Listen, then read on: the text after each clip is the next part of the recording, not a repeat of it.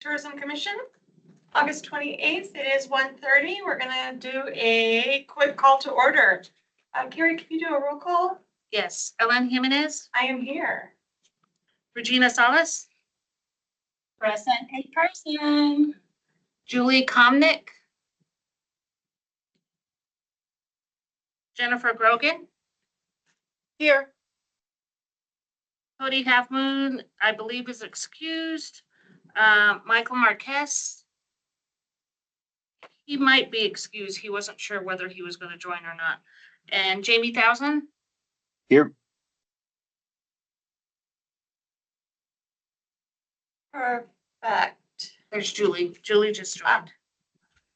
Perfect. Julie, Commissioner Komnick is here.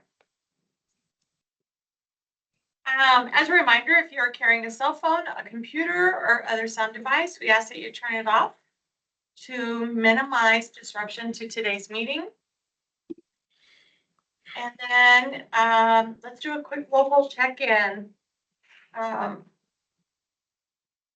Julie. Hi. Do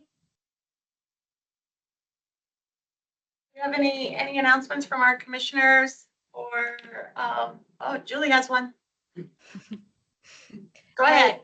Okay, hi. Thanks, everyone.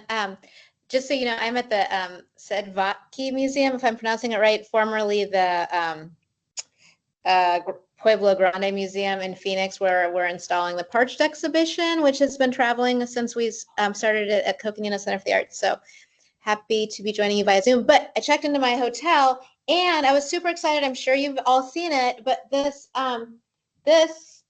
is on the table of my hotel room.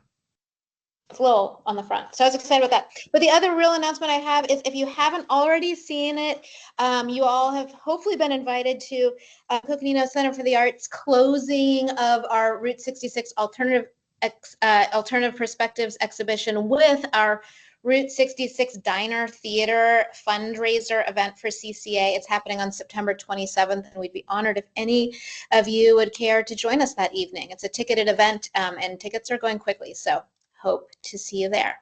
That's it. Thank you. Thank you, Commissioner Komnick. Any other commissioners?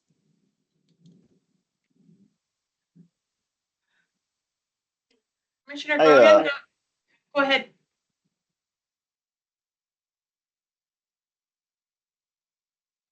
Go ahead, Jamie. Hey, so this is Jamie Thousand. Just wanted to mention, Ryan might say something about this as well. We did the shift dinner up at Snowball this past weekend. It was really, really cool. What a neat way to experience Flagstaff and Snowball. And we will be heading that up with Mother Road Brewing Company on the 28th of September. So that is 15 cabins. It's very limited. 15 cabins available. It will be 5 courses. We're actually working on a bit of a layout change. Ryan, thanks for your input. I actually brought some of that forward as well.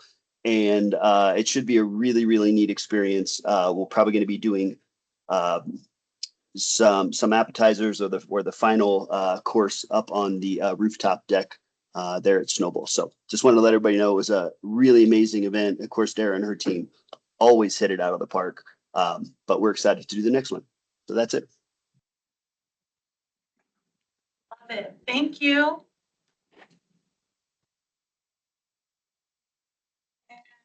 Somebody joined with the phone number, but I'm not sure. That's Michael Marquis. I just managed to get off a plane and join you guys.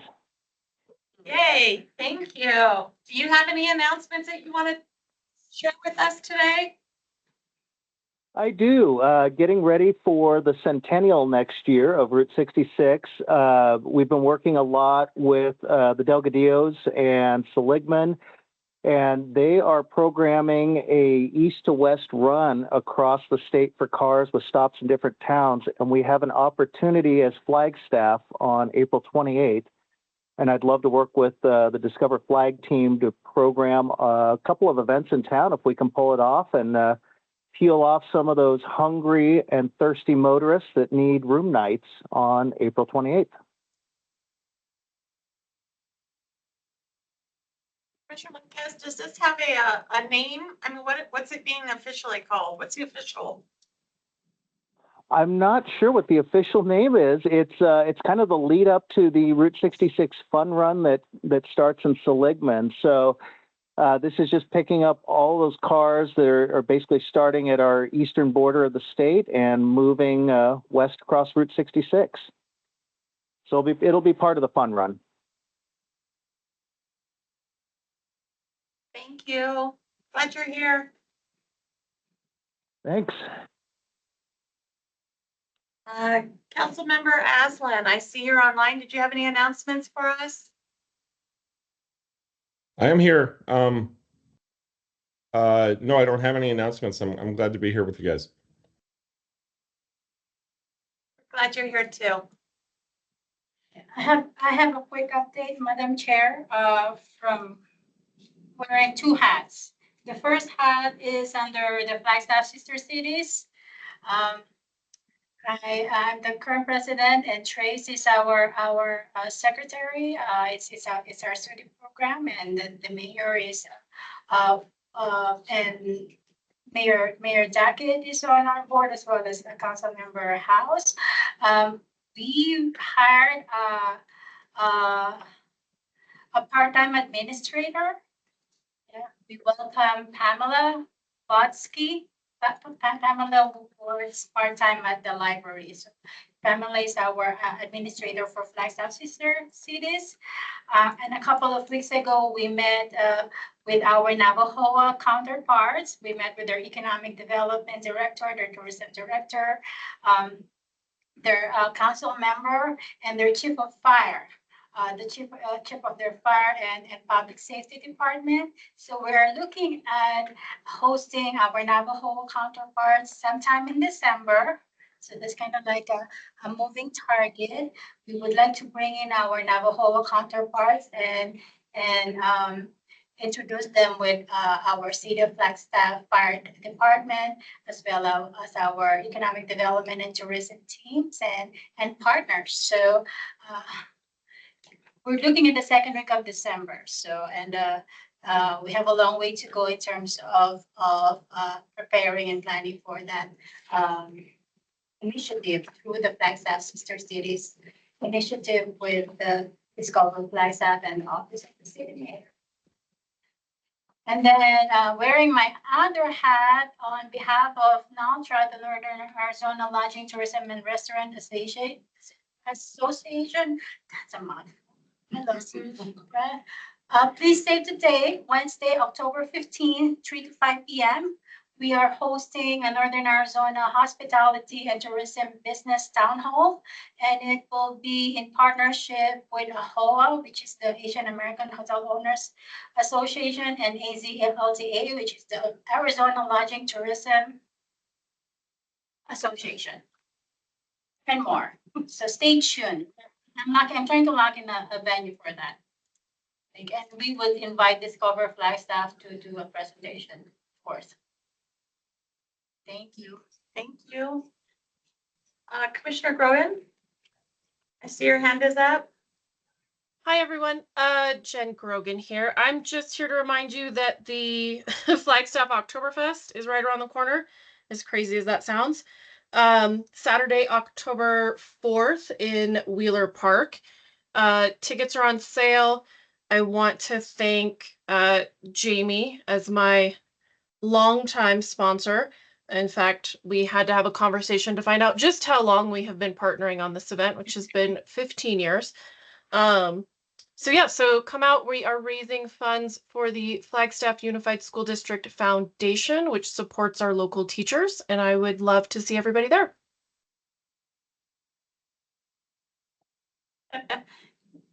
You have a lot of hand clapping over here.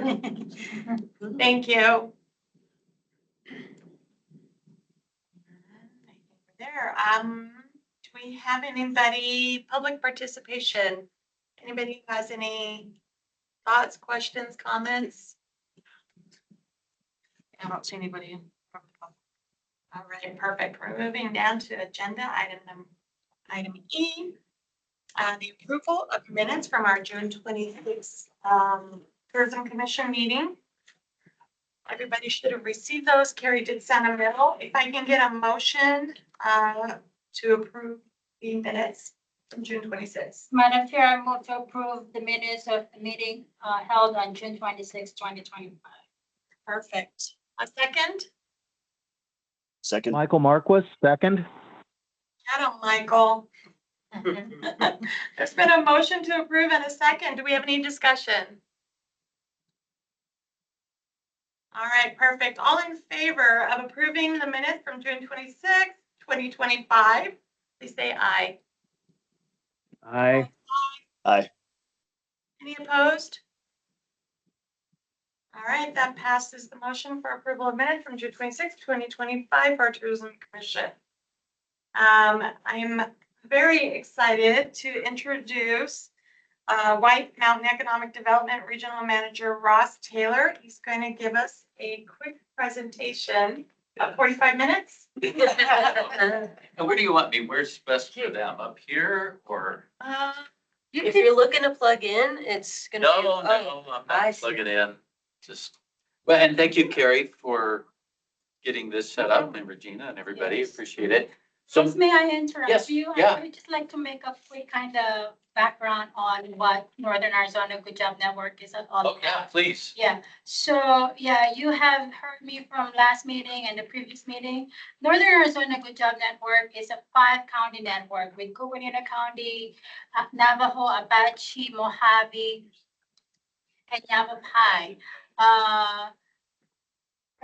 Earlier in the year, those counties, workforce development and economic development and community colleges have developed accelerated training programs in construction, manufacturing, outdoor hospitality, and of course, food service. The food service component was developed by White Mountain Economic Development, or being represented by Ross today. But this initiative was made possible through a grant from the Office of the Governor that was obtained by Local First Arizona in partnership with Centers for the Future of Arizona and all the counties mentioned and the community colleges mentioned, community colleges in the region and the economic development partners, including White Mountain Economic Development. Thank you, Ross. Thank you. Thank you. Wow, I don't have to tell you anything. So, and to Jamie and Michael and the folks that I know that aren't here, and everybody, thank you. So I'm a longtime Flagstaff resident, 21 years now, an entrepreneur, started a restaurant with my wife here in town too, got a background in food and food production. My wife and I started a food business in 2015, a little 400 square foot space, and we grew it into about 9,000 square foot factory and 28,000 stores nationwide, based out of Flagstaff here. The factory was on Plaza. And so I have been mentoring and helping food entrepreneurs just on the side, free or, with referrals from NASET and Moonshot for a long time. But now I'm happy to be able to work with people that I've known, Russ Yelton and Donald Laughlin, who started White Mountain Economic Development. It is a 501c3. We're working in all 5 of the Northern Arizona counties. And my region is Coconino, Yavapai, and Mojave County. And then we have somebody in Winslow who's covering that area. And then we've got somebody in Show Low. So they're covering Navajo and Apache counties, although I'm teaching over there too. I'm kind of the main instructor. So the grant, as you mentioned, is a Northern Arizona Good Jobs Network grant that came to us through Local First. And it's got several prongs, several goals. One of them is to increase food access, healthy food access to the more remote or food desert kinds of communities. So, Holbrook or Meadview or places where there might only be a Family Dollar available.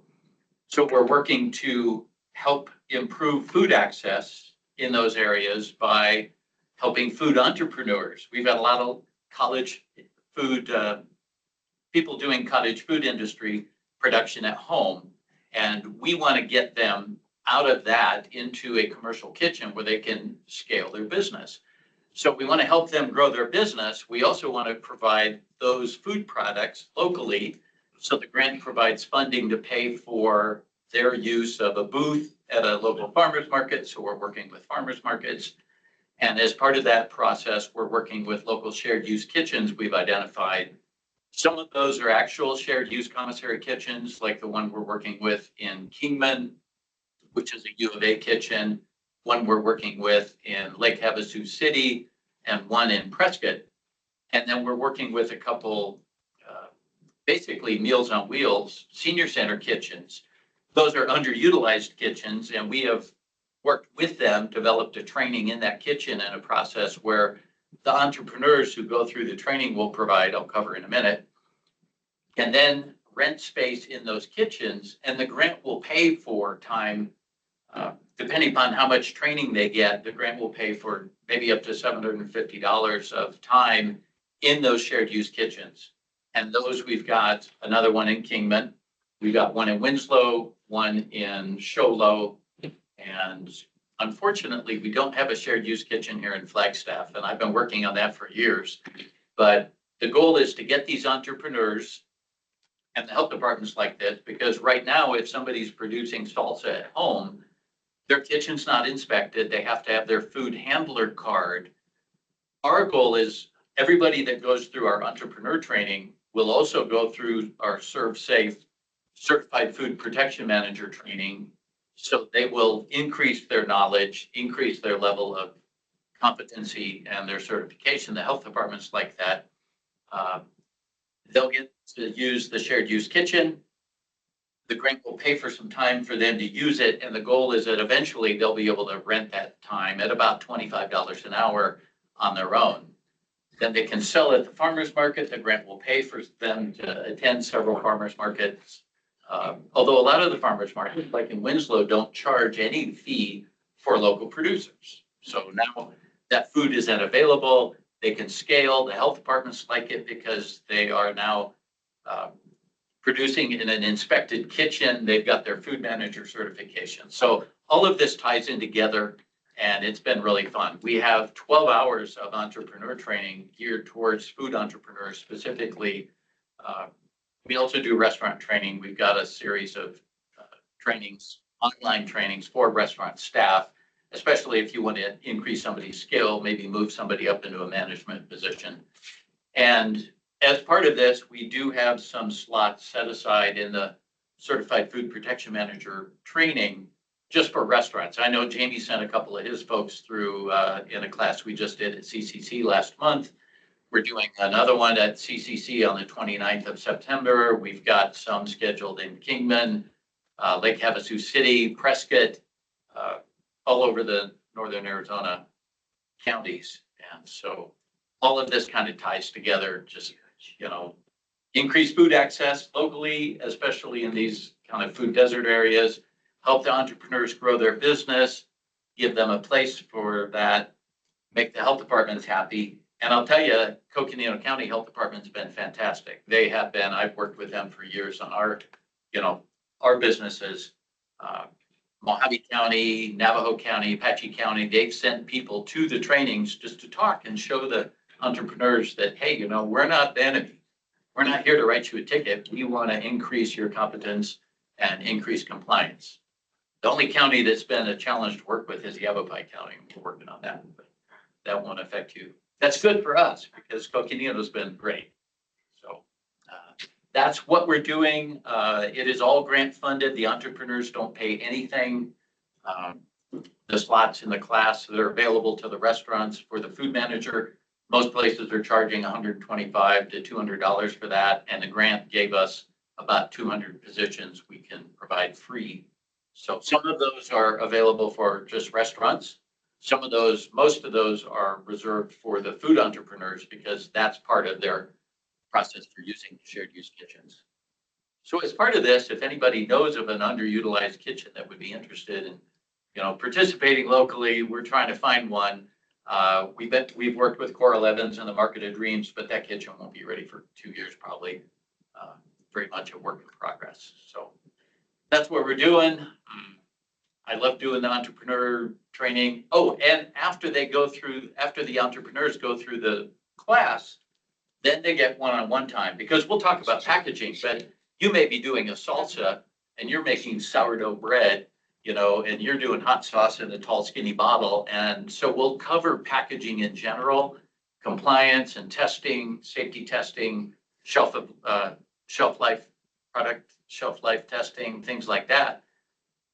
But it's sort of broad. So after that training, then the grant will pay for one-on-one time for me to work with each of the entrepreneurs and help them develop their nutrition label and their packaging and their safety testing and their hazard plan and things like that. That's what we're doing. We're small nonprofit, just 7 or 8 of us, but we're doing a lot of stuff here. So what are That was the about 10 modules? minutes. So could you talk more about the modules covered in the food entrepreneurship program? About which one? The different modules? Jamie had a question. So we have 12 different modules in the food entrepreneurship program. We've organized them in a couple different options. One of those is a 6-hour group, which is kind of the basics, how to set up your business. And we'll bring my wife in. My wife is an Intuit QuickBooks expert. She works for Intuit. So she's one of their experts. And so we'll bring her in and talk to the businesses about how to set up their business, what they need in the way of licensing and permitting, everything they need to get going, about nutrition labels, what's required, packaging.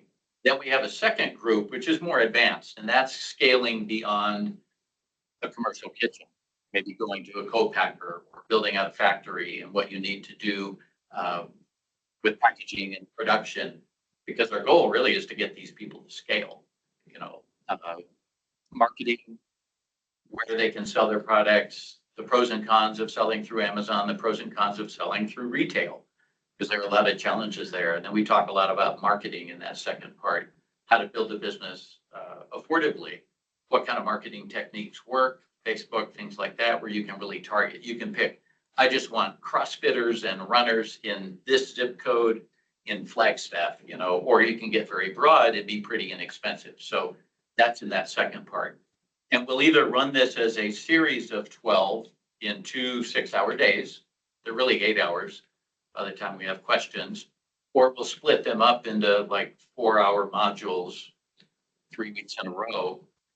But one thing we found that seems to be very well received is we'll do a 2-day boot camp with 6 hours of the basic entrepreneur training the first day. Then the second day is the 8-hour Serve Safe Food Manager class to get them their Certified Food Protection Manager certification. So I know there's a duplicate in there. Yeah, so that's our, we'll split it up depending upon the goals of our partner. Like one of these we're doing with the U of A Food Extension in Kingman, and we're doing the 2-day with 6 hours of entrepreneur training and then the food manager. But we've done a 12-hour class in Winslow with entrepreneurs there. Jamie. Commissioner Thousand has a question. Hey, Ross, great to see you, my friend. And likewise.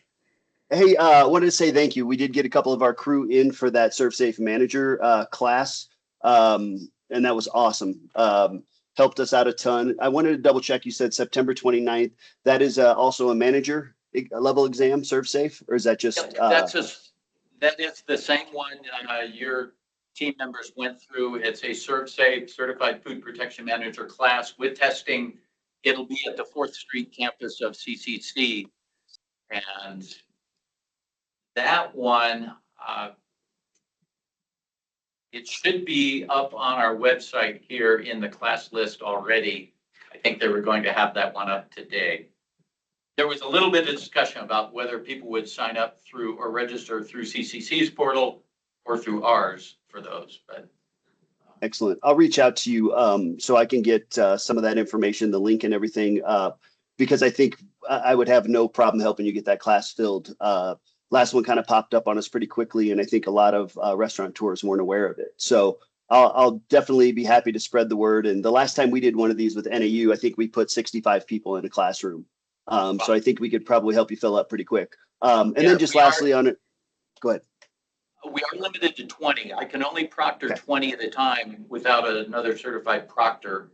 And we are limited on the number of slots that we've got. So it'd be limited to 20 in that class. But yeah, Perfect. if you don't have my cell number, and you might, I do. if anybody needs it, it's 928-554-5219. Excellent. Perfect. Appreciate it. Thank you Yeah, so we much, actually Ross. have another class scheduled this week, yesterday, and we didn't have any people register because we weren't able to get the word out, unfortunately, in time. So, but we're working on it. The grant, we were supposed to start this in June. We hoped we'd get the grant signed in June. It got delayed until late July, August. Now we gotta, we were ready to hit the ground running, and we did 4 of these entrepreneur classes in the first month. But yeah, we're still scrambling a bit. So now we've got the calendar set through October, and we'll be doing some more, Jamie. That's the world of grants right now. What's Excellent. that? Thank you. That's the world of grants right now. Yeah. I have 4 questions. Yes, ma'am. So your food handlers, class that you're hosting, is that open to everybody or restaurants? No, and let me only? clarify, there's the food handler, and every person handling food or working with food in a restaurant has to have that. You can do that online. It takes an hour. Right. This is the Certified Food Protection Manager, which is an 8-hour training. There's a 80-question test at the end. The old food code required that one person at a restaurant or commercial kitchen on staff have that certification. The current food code, which Coconino County has adopted, now requires that a food manager be present whenever the kitchen's in operation. So that's why now all of a sudden you used to just need one person. Now you might need 3 or 4 that have that. It's not, the 90 slots that we have are open to anybody from any restaurant. Those are open to the public, and people can register online for those right now. But we do have to reserve some of the slots we've got for the entrepreneurs. Got it. Got it. Okay, great. But if you know somebody that is interested in either one of those, reach out to me. Yeah, I'm in a hotel, so we have a kitchen, Which one? the MC, Oh, okay. Yeah. Right on. MC Suites. Yeah, My second- that's totally fine. And you or somebody from your staff can sign up for that right now. You can go to the website. It's WMEDEV. So White Mountain Economic, Dev. So WMEDEV.org. I did forget my business cards. Okay, On there, it should be, there's a contact or register for classes, and it should be in that list already. and that was actually one of my other questions, how best to contact you or find out information. That website is the best. If you want to contact me directly, just call me, or text me, or you can email me. And my email address, I put in the roster, so hopefully you'll get that. But it's Okay. rtaylor, RTAYLOR @WMEDEV.org. Okay, perfect. Question number 2, what was the restaurant that you opened up? So, Or I guess 3. yeah, we had this beautiful factory on Plaza, and unfortunately, in our investment deal, we lost control, and the investors moved our production out of state. We had this great, we were able to buy back our brand. We're actually starting production from scratch again. We were able to buy back the IP and the brand and the recipes. So we have no product for sale right now, but we will be soon, hopefully this year. You should. What's the name of the brand? F-bomb. So you'll see the F-bomb stickers around. It's a play on fat bombs, just high quality, all natural, low carb snacks and stuff. And the website's dropinfbomb.com. But anyway, so we had this, after our investors basically took our production out of state, we had this great core group of people that we wanted to keep employed. So we did a 2-year lease on a Subway that was on Milton. We gutted it, tiled it. I mean, we tiled the walls, made it really classy. It was called The Real Kitchen. It was just all natural, no seed oils. We opened we did 2 weeks of friends and family testing and training, and we opened 5 days before the city shut us down for COVID.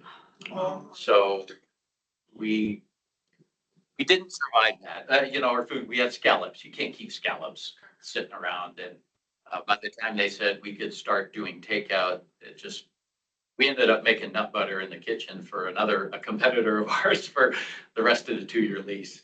But yeah, so now that's the Tiki Grill, and they're super nice people. So all that metal work in there, all that tile work we did, they painted it, but that was us. Amazing. Third question.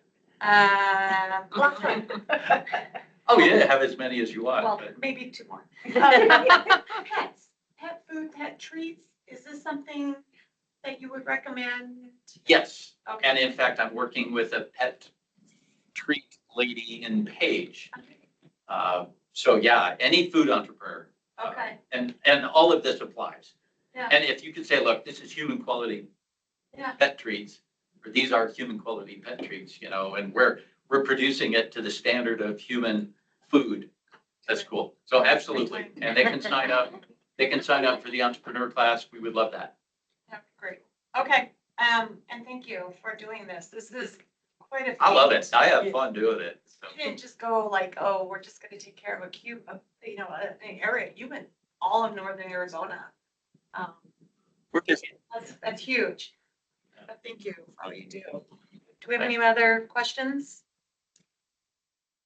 All right, thank you. Oh, one Yeah. follow-up. Yep. We're still looking for the community shared kitchen. I know, the previous Northern Arizona Good Job Network, we're looking at the CCC, kitchen on Lone Tree. I don't know if that's still a possibility. But we will be on the lookout to find a kitchen that will work with, you and the Northern Arizona Good Job Network for the shared use kitchen. But could you talk more about that concept of that that is being funded by this Northern Arizona Job Network? Sure. And first, let me address that we did. CCC had this great teaching kitchen at the 4th Street campus. I didn't know they had one on the Lone Tree, but there's one on the 4th Street campus. But for security reasons, they didn't want to rent it out to people to use. They just had it kind of as a demo kitchen, and they actually just took it apart. So that's no longer there. But we have partnered with CCC to do the entrepreneur classes, the boot camps, and to do the Serve Safe food management trainings. So most of the kitchens are charging about $25 an hour to use that kitchen. We work with the kitchen to develop a checklist. We have a professional videographer who comes in, and we do a video in the kitchen with one of their staff showing all the parts of the kitchen. You can use this, don't touch this, that. And then the grant will pay for use of that kitchen depending upon how much of the training they go through. If they go through the whole 12-hour entrepreneur module, I think the grant will pay for, I think, $750 of time in that kitchen, which at $25 an hour is significant.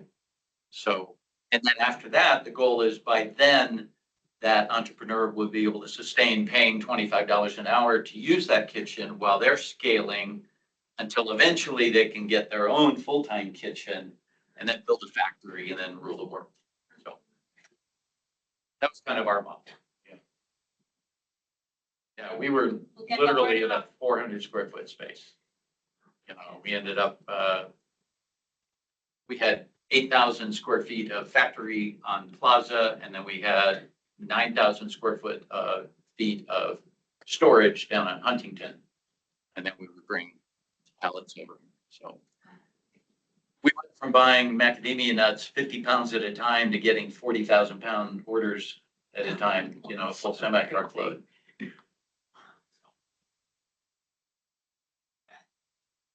We'll be back. But yeah, so the entrepreneur training though is just, I love doing it, and it's been really well received so far. And we welcome referrals. If you know somebody, if you have a food idea and you want to come through the training, it's free. Thank you very much. And I believe a while back I have shared the flyer to Miss Carrie. Yeah. All the flyer for all three. I can programs. resend it out. Yeah, Yeah. thank you so much. Yeah. Yeah, so I shared the flyers in Ralph event that has the food entrepreneurship program, the shared youth kitchen flyer, as well as the food manager flyer, and I forwarded it to Carrie. Great. Yeah. Thank you, Gary. All right, thank you so much. That was really good. We're gonna move forward with the reports. You're welcome to stay if you like, or if you need to go. I will go home. We have to move some sheep. Bye-bye. Yeah. I'm gonna We, be back. we raise sheep at home and I'm gonna take some to Utah next week, so we gotta Thank you, Rob. live out. Thank you. Appreciate it. Thank you. Okay, that's fine. Thank you. Bye, Jamie. Bye, Michael. Yes. All right, Heather, I see you're online. Do you want to share the attractions report? Yeah. Hello, everyone, Madam Chair, Commissioners. Thank you so much for having me. I don't know how to follow that up. So again, I'm Heather Craig. I'm the Marketing Operations Coordinator at Lowell Observatory, and this is your August report for the Northern Arizona attractions. So first off, we have the precipitation, so rain for July, a little bit above what we had in 2024, which is awesome to see, especially with fire danger and all of that in the area. So it will be interesting to see what August brings us, but staying on trend there. Here is the total monthly vegetation of all of the attractions compared year over year. So we are down 4.65% in July from 2024, which is significantly better than April and better than June as well. And this trend continues with the Grand Canyon. So the Grand Canyon was down 17% in July. And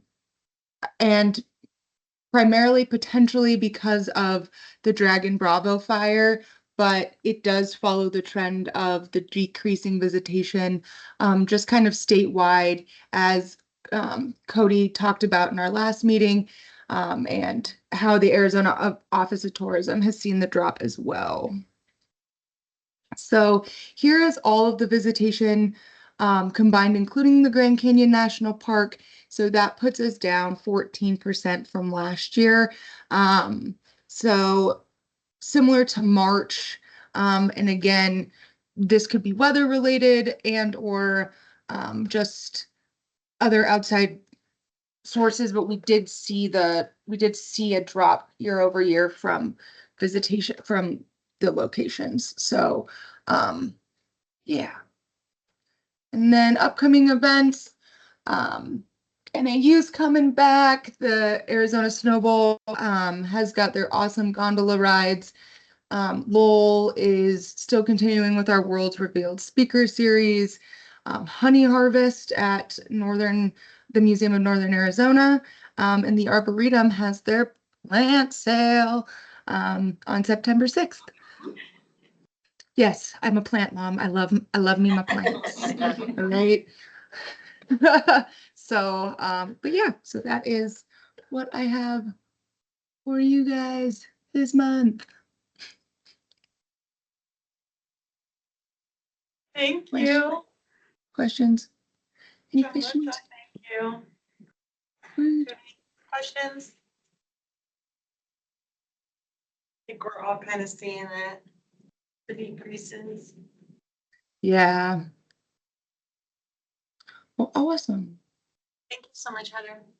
Thank you so much, guys. All right, I'm gonna pass the guide on over to Jessica. She's gonna. Perfect. Well, thank you, Madam Chair, Commissioners. Trace is out today along with a few other team members, so I will be kind of teeing off our presentation and handing it off to the staff that we do have here. And it looks like first up is Ryan. Thanks. Commissioner Ryan Randazzo, Media Relations Office. Go over our numbers for the month of July. First, we had media assists. In the month of July, we had 16. That compares with 13 in the same month last year. In July, we hosted 10 guests during 3 different FAMs. In July 2024, we had 2 guests on their own individual FAM tours.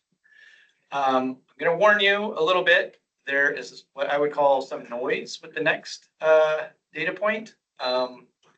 This is the total news stories generated. So this is something we offer just to give you a barometer of like how much attention is our destination getting. And we had 128 stories, which I'll explain, across the, around the world that our software captured. That compared with about 105 stories in the same month last year. But there's a couple of things going on. One, I switched software vendors to save several $1,000s a year. And our new vendor captures much more than our old one got. I'm going to give you a really weird example. In June, I got, in my monthly report, I got 2 media stories about this meeting. And those are not real. As you can, we don't have reporters that come to these meetings. So what I'm seeing is AI generated news stories that we end up capturing. So there were literally AI generated stories about Discover Flagstaff's monthly meeting and its attractions report and its meetings report. And so I exclude a lot of that I can, but I have a new vendor that's better at doing this. I'm seeing tons of AI generated stuff. And that includes like the best stargazing places around the world, which is awesome. We get included in that, but I wouldn't say that we're getting more attention globally because of all that AI stuff. So I think we're going to continue to see the numbers get really, really high. And then of course, there's the unfortunate fires at the Grand Canyon. If we throw those into the mix, we had like 164 stories for the month, which is a lot. And we usually do break that out. And my predecessors would do that. They would say, this is the media attention we got, and then this is what we got with fires, because fires tend to really boost that. But already this month, I get a daily report. And my daily report is showing like 70 to 90 stories a day. And that's like a month's worth of media coverage. So anyway, I just wanted to give you that caveat that yes, we're working hard, but that boost in stories is not all of our effort. That's a lot of different things going on in the media. Okay, what themes were covered? Route 66 is really starting to pick up and really starting to get more of our media mix. Dark Skies continues to get referenced, and of course, news out of Lowell. I continue to see that every time there's a new research paper or something out of the observatory, we get lots of attention. Film permits for the month, we had 2. July last year was 1, and film assists, we had 1 film crew. Last year, we helped out 5, but those folks didn't all permit. Next slide, please. So here's some highlights of coverage. We, of course, skipped a meeting month. So these are just some of the highlights that I would point out from the month of June.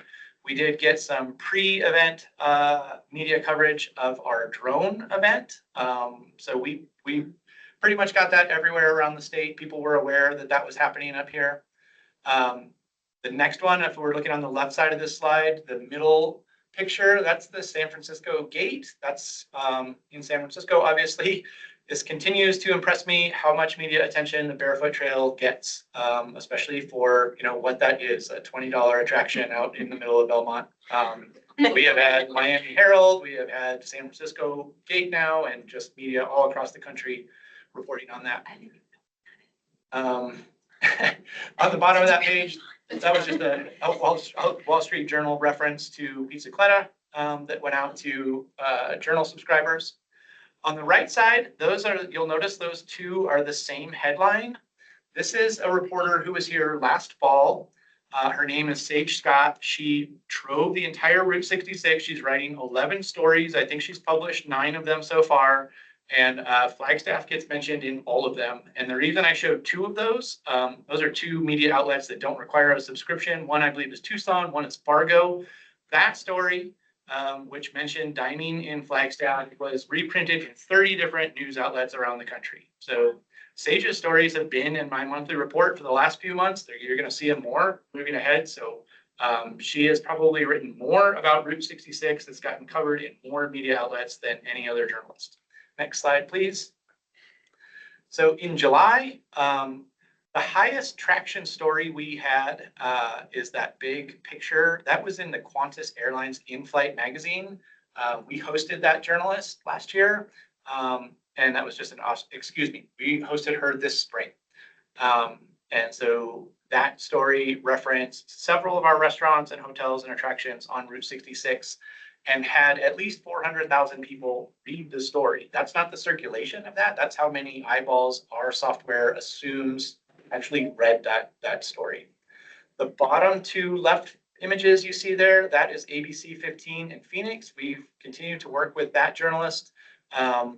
Those two stories are something he did in one single day. So in order to, justify the drive, the time, the hours, and expense to come to Flagstaff, we usually have to find two things for a journalist like that. So we were out at Sunset Crater Volcano. He did an awesome feature on that I think is really inspiring to get people up here. And then he went to Lowell and did a really nice piece on the observatory as well. Top right picture, that's from Arizona Foodie. I believe she has more than 300,000 Instagram followers.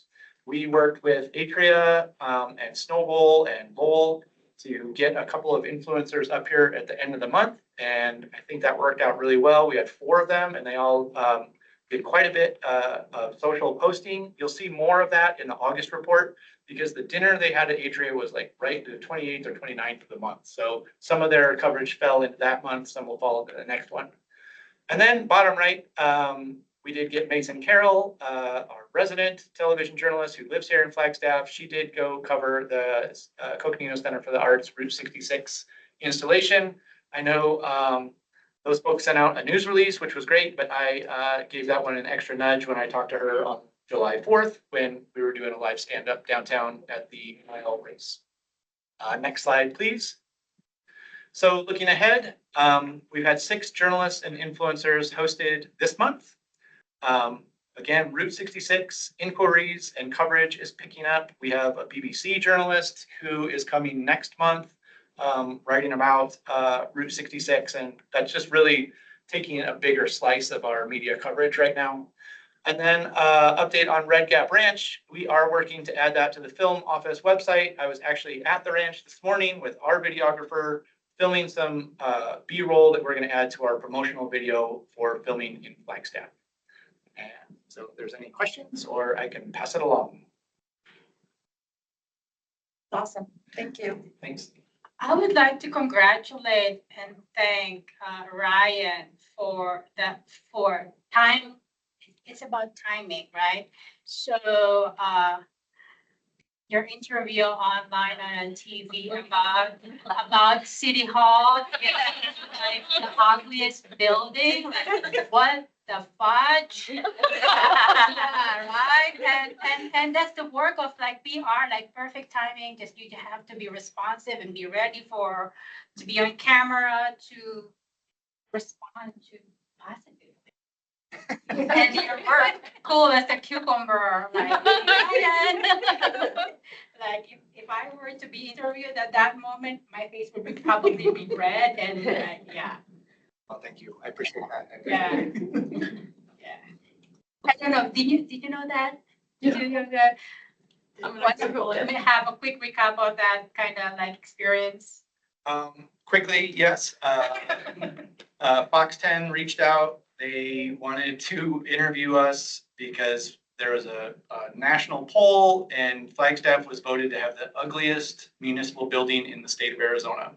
And so it didn't sound like a particularly great media opportunity, but I went on live with them and it aired, and it was basically an opportunity to talk about all the good things in Flagstaff, like how close we are to the Grand Canyon, and it was fine. But thank you. Yeah, that was live TV, so that's always a little bit nerve wracking. Watch what you say. That'll be in the August report. I saw it live.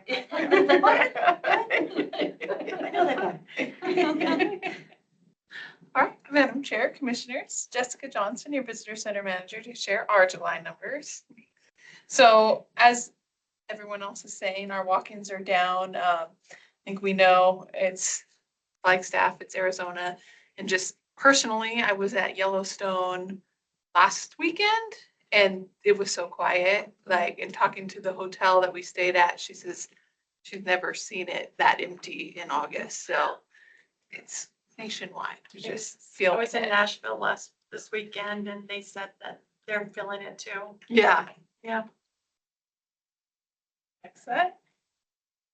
And then on a happy note, our retail numbers were up slightly. So just shows how well Lisa, our retail lead, and the whole rest of the team do such a great job at picking the right items, keeping them stocked, because even with less people through the doors, they were able to see an increase over our sales last year. So it's really nice to see. Next slide. And then a quick look ahead, just our events coming up. This will be the last weekend for the artisan market.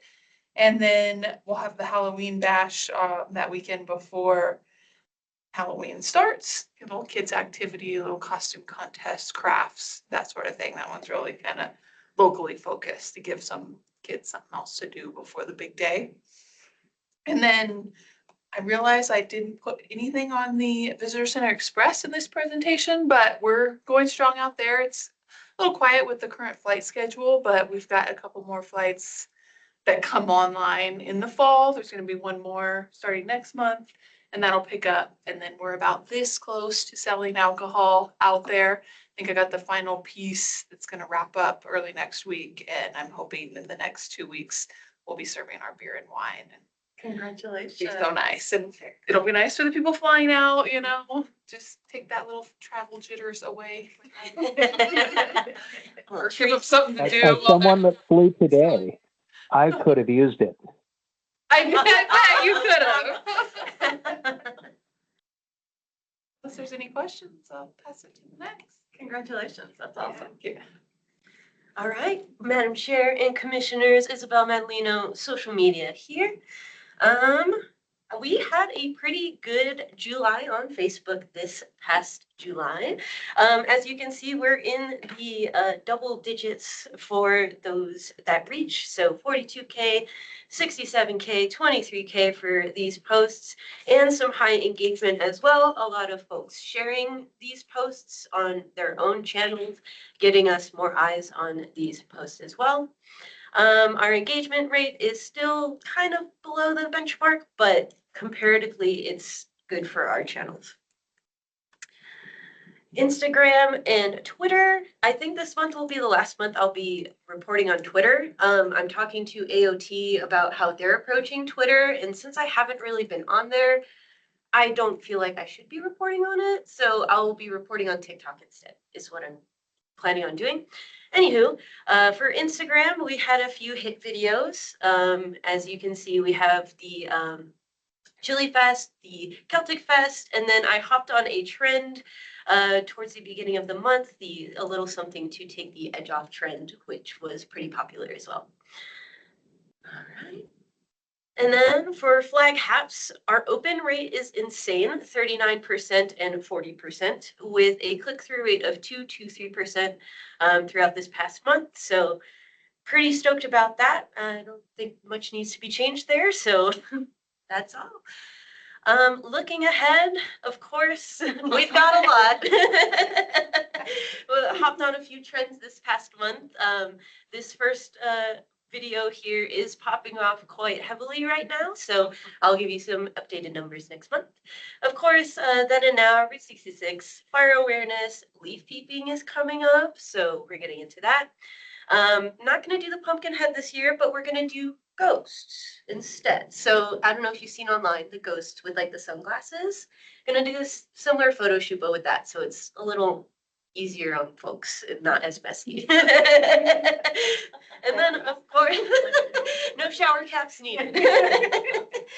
And of course, we've got more festivals coming up this month and next month, which I'm hoping to attend at least most of those on there. But again, I am but one woman. But yeah, any questions for me? Cool. That's it. And that's all we have for you today, so.